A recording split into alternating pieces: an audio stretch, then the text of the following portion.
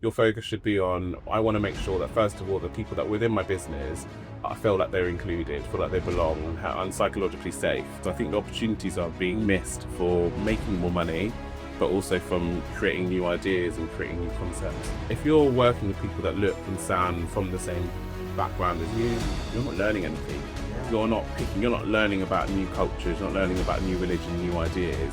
It's about telling stories in my eyes. It's about, explaining about the human experience, getting them to ask more questions and be more curious with their teams. Because as soon as you start to learn about different people's perspectives, you'll start to become a bit more empathetic. No point in doing training and forcing people to come and attend training if they're not engaged with the why. Yeah. Why are we doing this as a business? What does it mean to us as a business? What's the impact? I would say the first question is ask better questions of yourself, of your team. Not like how diverse are we, but maybe how do other people feel here, working here. I do think that leadership is less about having all the answers and more about creating the space for everyone else around you to grow.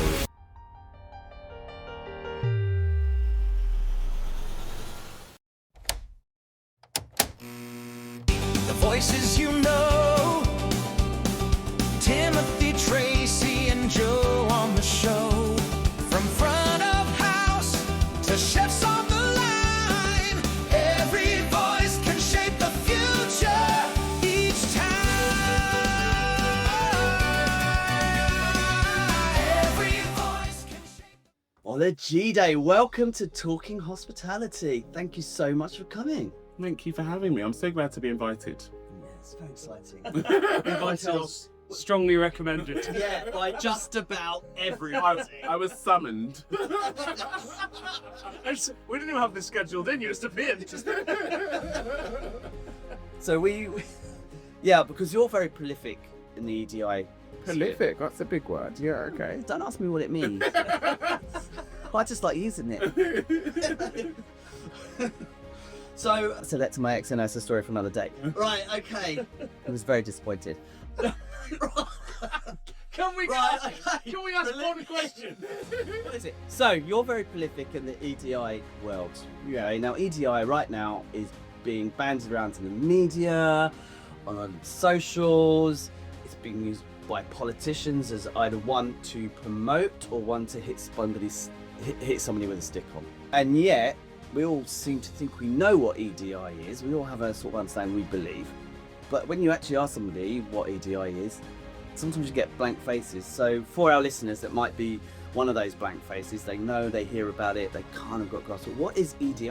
So EDI is an acronym which is used to shorten equality, diversity and inclusion, and sometimes it's used to shorten the words equity, diversity and inclusion depending on, I don't know who's using it, I suppose. So if we start with equality is actually the law in the UK, got the Equality Act of 2010, and that protects 9 protected characteristics. Don't ask me to name all 9, but they include like marriage, age, gender, sexual orientation. And then you've got diversity. Now diversity is something that happens naturally. Like diversity is all around us. Like there is so much diversity in, the age ranges, the genders, the sexualities, the religion, socioeconomic background, whether or not you work full-time, part-time, whether or not you're left-handed, right-handed, that is all diversity. Diversity makes up the richness that is the world that we live in, and that just happens naturally. And then you have inclusion, and inclusion is a feeling. Inclusion is that innate feeling where you go and you feel like you belong somewhere, and that you're valued, you're seen, you're heard. And if you have the inclusion, everything else will fall in place, I always say. And inclusion is like the way you should really be focusing your efforts on. And then you have equity. Now equity is a bit different. If you Google equity, you might start getting confused with like finance and stuff like that. But equity in terms of people is about making sure that you identify that everyone is different. Everyone has a different starting place, everyone has different perspectives, different life experiences. And so everyone needs to be treated accordingly to the person that they are. And so identifying each individual's needs and giving them the resources and the tools and the support that they need for them specifically. And I think what we tend to do in society is that we go, well, you're all the same, you all start on this stepping stone, and we expect you all to get to this goal and be treated exactly the same, whereas actually you and I both aren't the same, and we don't look the same, we don't sound the same, we haven't been through the same life experiences. So actually, to be treated exactly the same in every single walk of life is a bit silly.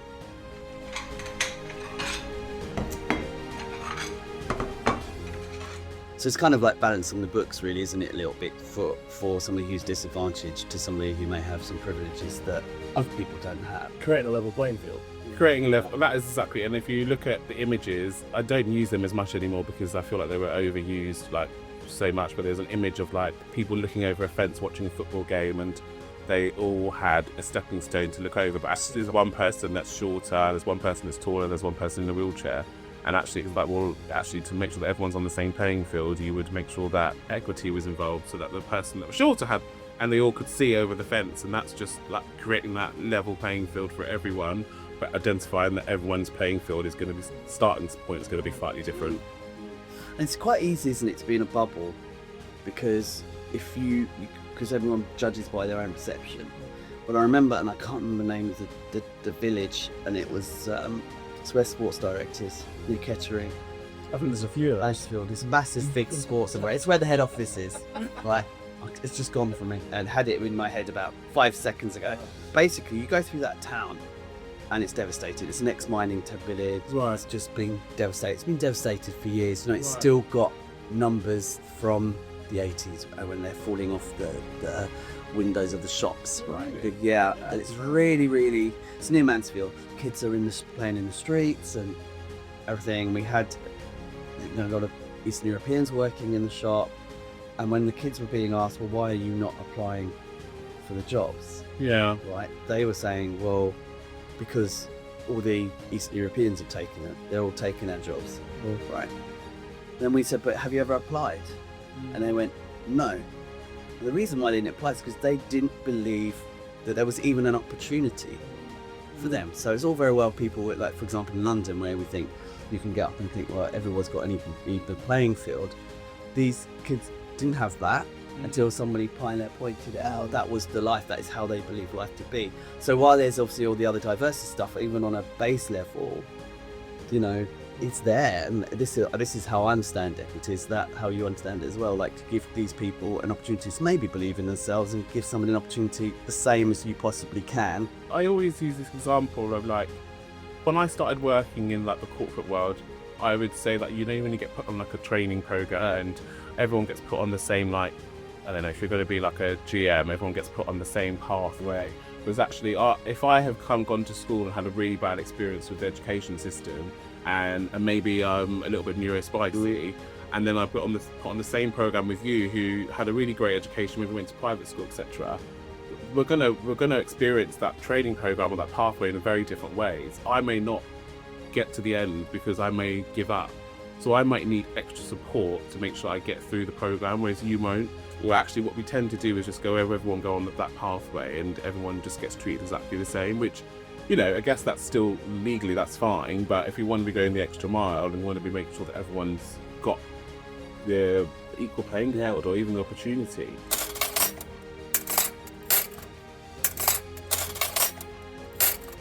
Because I've experienced myself, right? Because I'm neurodiverse, I've got ADHD. I've worked in a corporate environment who do not understand it. They just don't get it, because corporate is very much, this is how it fits and this is what we do, and then when you think outside the box and you can't even necessarily think the same way as, I guess, the majority of people, which is why corporate works on so many levels, is a majority of people think a certain way. It's really hard. And it's really hard to navigate that space, and it makes the job harder than it perhaps should be. Yeah. So this is what we're talking about, equity. We're not going to dwell too much on that. Neurodiversity, we're going to talk on another podcast. But I just wanted to share, so thank you very much. That's all right. I think it's important that people understand that we need to probably focus less on the diversity and more on the equity and the inclusion. Yeah. And actually, that's where I think we're missing some of the real powerful, impactful work. That's a good point. If there's people who, let's say they're employees, let's say they're in positions where they have got influence on their surroundings, on their work space, and where people sort of fit in, I guess, in their workspaces. Let's say they've got the best of intentions. Let's say they've got some working knowledge. Are there any sort of common mistakes that you see with people with good intentions, but maybe are a little bit misguided or lack a little bit of education? I always think that people focus on the tick box stuff and the stuff that they think is the right thing to do. So what I mean by that is, I think a lot of people focus on diversity, and people go, well, we're going to aim to be more diverse, so we're going to recruit diversity, and we're going to spend a lot of money on making sure that we get the right people in the right places, and they're diverse, which is great. However, I think that feels a little bit tick boxy. It feels like we're just trying to follow the trend, and actually diversity is all around us. So, and most of the time when people think about diversity, they think about gender and race, and then that's about it. Whereas actually diversity is so much more. So I think people fall down that trap of like focusing so much on diversity that they completely forget that if you are recruiting diversity and you are getting those to people from different walks of life into your business, if you haven't got the inclusion part, what you're doing is really dangerous. And actually what you're doing is detrimental to people's well-being, mental health, because you're not looking after them properly. And if you haven't got equity in your business either, for those people, they're not going to perform properly, they're not going to make you money. So if you're focusing solely on diversity, you're setting yourself up for failure. Okay, so best of intentions is, I'll get the ball rolling with some diversity. Yeah. So that's step one. Yeah. What's step two? I actually say that shouldn't be step one. I would say that you shouldn't be focused. The diversity thing shouldn't happen at all. You shouldn't have that focus at all. Your focus should be on, I want to make sure that first of all, the people that within my business, I feel like they're included, feel like they belong, and psychologically safe. So that's going to be my main focus. And then I'm going to make sure that those people have equity in their progression, in their training, in their development, and also in the way that we recruit. So I'm going to make sure that's inclusive, and that's like maybe the second step. And I think once you do those things, the diversity will happen naturally. And then if you want to look at the third aspect of it, I would then say representation is the problem. Like, we do not have representation in senior roles in the UK as much as we should do. When we look at people in power, people in senior roles, they don't look like me, and that's a problem. And so that should be the focus. So those are the so the diversity thing, just literally just throw it away. Don't worry about it. It will happen. Focus on that, the rest of the stuff. So is that what you think is missing in the current conversation about ADI? I think what's missing is we're not talking about the hard stuff, because actually it's easy to go, well, we're recruiting diversity at entry level, but then what are you doing in terms of, because there's a glass ceiling, right? Yeah. And it's clear that's why we haven't got the representation in the industry. Well, what are you doing to make sure that you're getting that representation? I'm not saying go out and just handpick a CEO that's black and then handpick another CEO that's differently abled and one that's woman. Like, I don't think that's the right thing either. What I'm saying is that there is a ceiling and there's people not getting past that. Why is that? Is that because you haven't got equity in your progression? Is that because you're being a little bit biased? So let's focus on that and focus about how you break those ceilings for those people. And I think how you do that is through coaching and is through mentorship. And I think I think about when I was coming up in my career, it's so weird because I worked in recruitment for over 10 years and I didn't see a black person in a senior recruitment role for the whole of my career. And it's only now that I've started to see it more, which is fantastic. But I didn't have anyone to look up to, so I had no one that I could be like, oh, you might experience the same things that I've experienced. You might see the world the way I see the world. And so that's quite difficult if you're recruiting all these diverse people, but they're not seeing the people reflected in those senior roles. So they're thinking, well, there is a ceiling for me. So I think there's that work that needs to be done.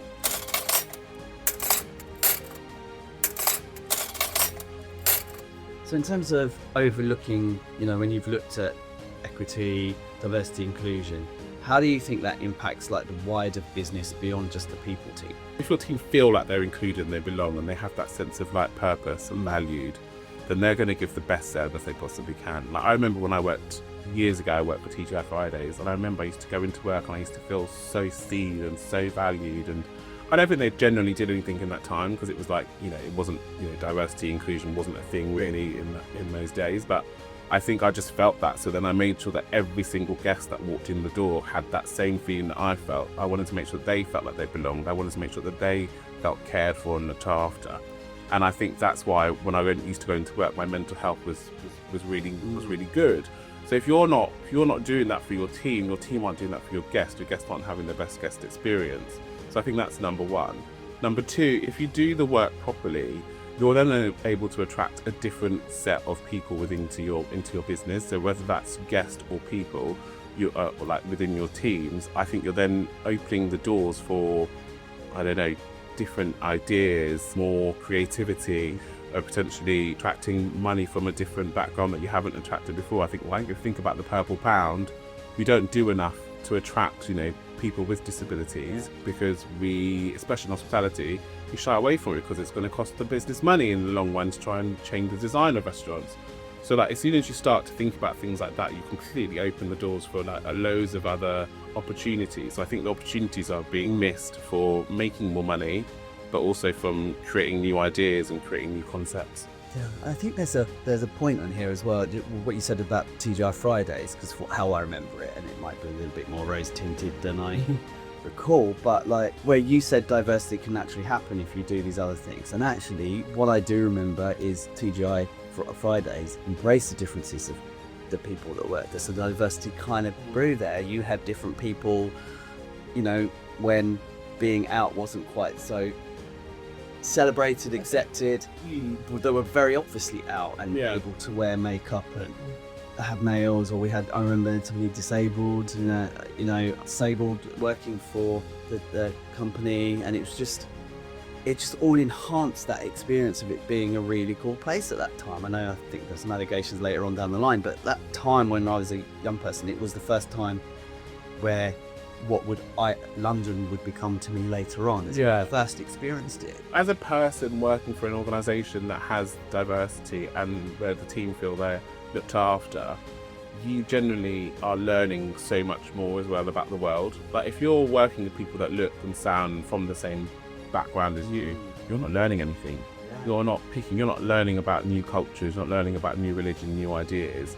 So actually you're living in that bubble that we talked about earlier, and it just becomes a silo, and it just becomes a bit of an echo chamber, which I hate using that word, but it does become an echo chamber. And I think one of the things as well that I think gets forgotten about is if your team are disengaged and they're not feeling included, they're going to leave, which means you're going to have high turnover, which means you're going to have higher recruitment costs. So it does have a knock-on effect, and I think people forget about that sometimes when we talk about this work.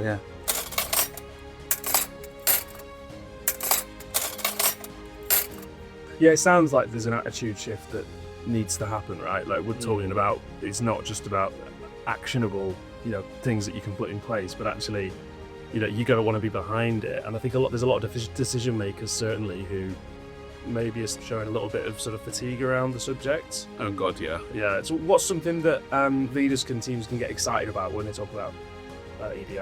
I think first of all, it's about changing the narrative about it feeling like it's an extra or additional bit of work. Because I think if you're ever going to like managers who are now, like I always think I look at some GMs that I've worked with and that I'm close to, and I'm like, God, I couldn't be a GM now. Like being a GM when I was a GM was so easy, and now you've got so much other work that you have to do and you have to think about.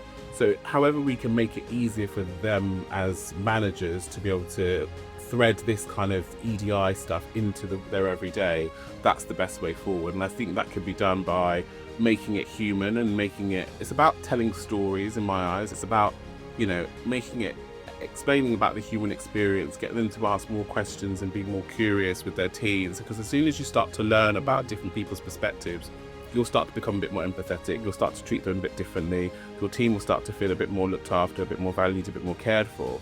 So I think it's about just making them feel like it's not extra work, but actually if you do this, your team will work better for you. You'll have a better connection with your team. They'll be able to do, like I remember if my managers would call me on a Saturday morning and be like, you need to come in today on a Saturday night, I'd be like, yeah, cool, no worries, I'll be there. Because I just had that I don't know, I wasn't scared of her, but I just cared.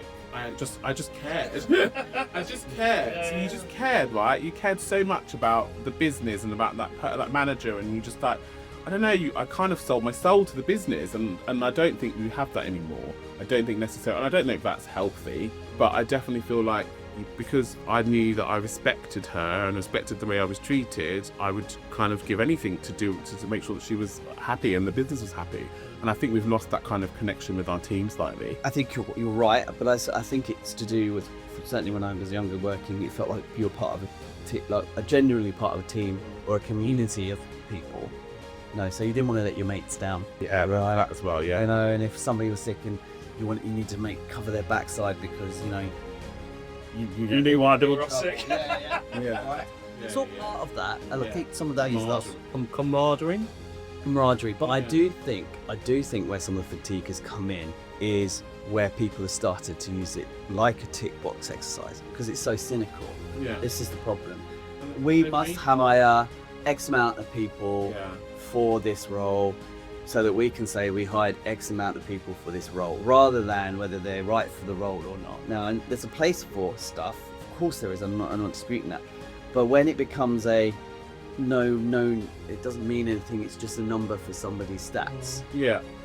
Then it feels imposed on. And also when it's just like training, like when you're doing I always say to like clients now when they ask us to do training, I'm like, before we do training, have you spoken to your team and seen where the gaps are in their knowledge? Because there's no point in doing training and forcing people to come and attend training if they're not engaged with the why. Yeah. Why are we doing this as a business? What does it mean to us as a business? What's the impact? And I think sometimes we just throw loads of ideas out and do stuff because we want to tick boxes and because we think it's the right thing to do, but actually we haven't asked the people that we're doing the training or if it's right for them. When I was a manager, I used to always think to myself, I want to leave this restaurant better than when I got here. So I want to leave the restaurant, and even when I was in recruitment, I'd be like, I want to leave this business in a better place than when I'm in it. So I think legacy plays a huge part. So I think if you speak to managers and you go, well, what's your legacy going to be? Right, what do you want people to remember you for? Is that from making an impact in this business and changing the culture? Then people will go, yeah, of course I want to change the culture. Well, how are you going to change the culture? You need to make sure that your team feel included and they're valued and they're safe psychologically and their well-being looked after. And people then will start. I think it's just changing the way that you talk about EDI and think about it more from a leadership and from a growth perspective rather than from a policy, HR.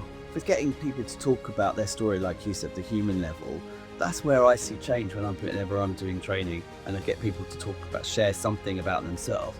Because there's so much we don't know about people, and then there's suddenly this drop of revelation. Yeah. This person was a doctor, or they've had some kind of trauma or refugee, or they've made their way from nothing to something. And there's so many hidden stories, and it's only when you create an atmosphere where it's genuinely inclusive, that's when it becomes a reality. Because people suddenly look at you, they don't look at you as that twat that works over there, but you're that, oh my God, that's Colin who's this kind of life. And I think that's why I always say to people as well, you can't, because I used to hate the saying and people say, oh, we just need to walk a day in my shoes. You can't ever do that. You can never do that. However, you can get an insight into people's lives by asking questions.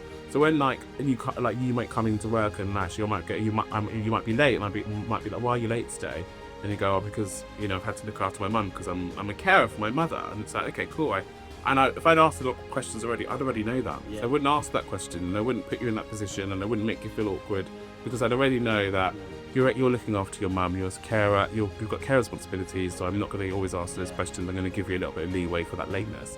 And I think it's just about those simple things and those simple cues. Yeah, and there's another benefit there as well, which is if you set the standard that you're welcome here, you're accepted here, and we accept that we're all different, and that's okay. Yeah. Somebody doesn't then have, if they don't feel comfortable to divulge something about themselves, about their personal life, because that's not necessarily public knowledge, right? Like my mum's saying, I don't want to talk about it.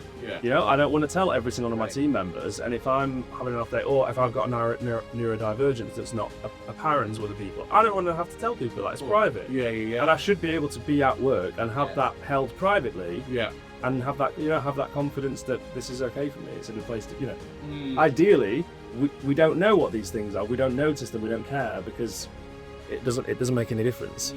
I think it's really hard though to have, especially in hospitality, to have a private life. Yeah. Because where we used to have work and then life, it needs to be very separate.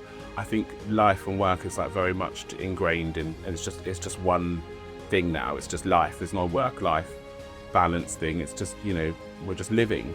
And so if you're just living, you can't switch off who you are when you go into the workplace. Well, you shouldn't be anyway. You should be able to walk into the workplace and just be yourself and be received for who you are. And if some people won't want to share everything about themselves, which is absolutely fine, but I think it's nice for people to feel like they can. And I think that's what's sometimes missing, is that you don't know if you can show up as your authentic self, because you're worried about what people might say or how it might be perceived and that kind of stuff. Or how it might create a ceiling for you. Yeah, exactly. Oh, yeah, exactly. There's that as well, yeah.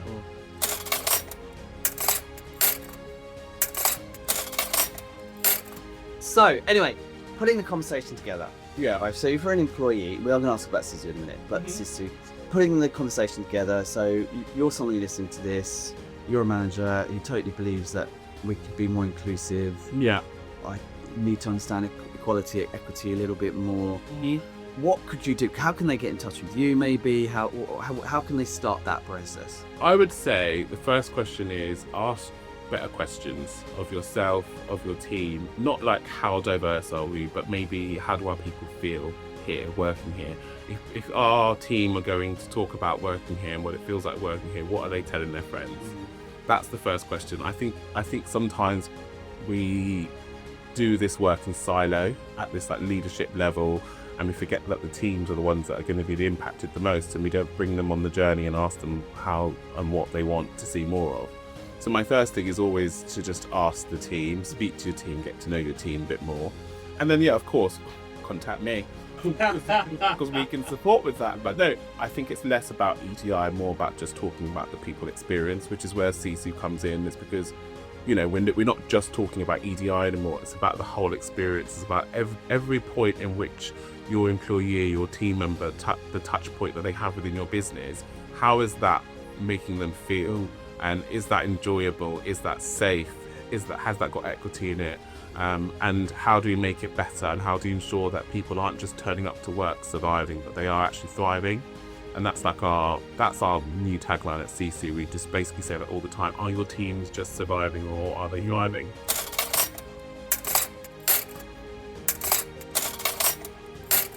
And it's so easy to sort of underestimate the power of this. It's like the great irony of management is the more experienced you get as a manager, the longer it's been since you've not been a manager, since you've been part of a wider team. You know, like the higher up you get in an organization, typically, you know, like lonely at the top, cliche.